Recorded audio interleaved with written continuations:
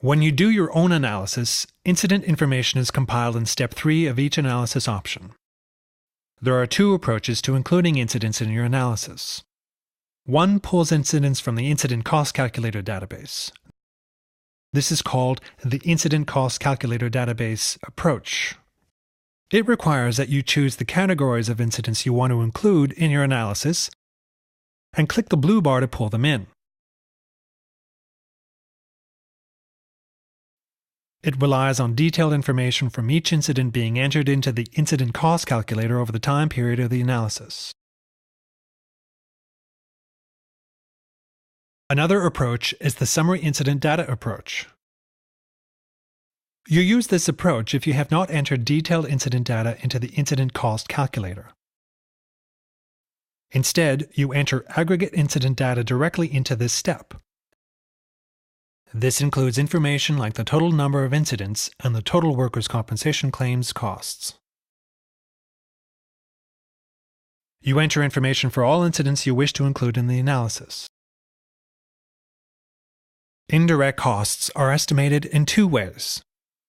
For incidents with no lost time, like near misses, you enter the average indirect costs for an incident.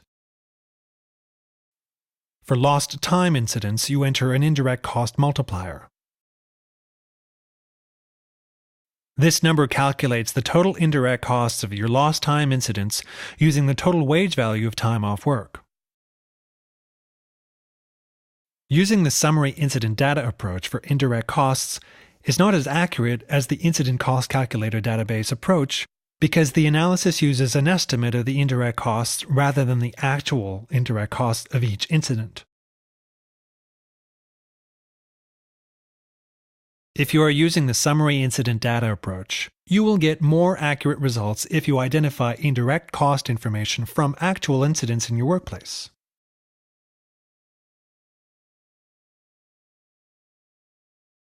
You can do this by entering a few incidents into the Incident Cost Calculator and then doing a multiple incident summary. The summary shows your average indirect costs of incidents with no lost time, and an indirect cost multiplier for lost time incidents.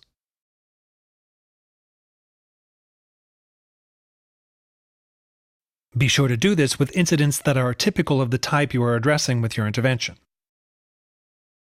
Alternatively, you can speak with colleagues who are familiar with the indirect costs of incidents at your workplace or health and safety specialists in your sector.